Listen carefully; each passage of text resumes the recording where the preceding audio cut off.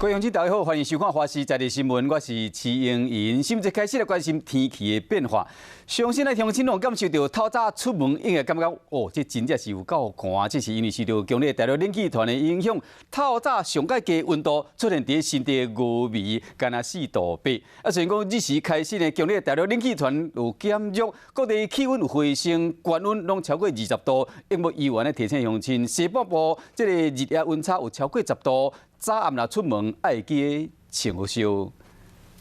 已经2月份啊，早起依然有够寒，受到强烈大陆冷气团的影响，透早西半部温度真正真低，上悬所在出现伫新竹县的5微，干那4度8。另外，苗栗县的大河甲国道1号路南123公里的所在，嘛分别出现5度半甲6度的气温。虽然即时起冷气团有减弱，各地差不多拢是好天到一分，高温嘛会升到20几度。不过因为好天无云，更要注意辐射冷却影响造成气温，日夜温度差10度。今天晚上到明天清晨还是会持续发布低温特报，主要的区域就是在苗栗以北、云林、彰化、宜兰、花莲以及金门，还是有机会出现局部10度以下的低温。另外，今年头一风台叫大关昨下晡形成，目前继续向西北西方向刷过去。估计刷来会通过菲律宾往南海过去，虽然讲对台湾无直接影响，不过依然会替台湾带来水汽。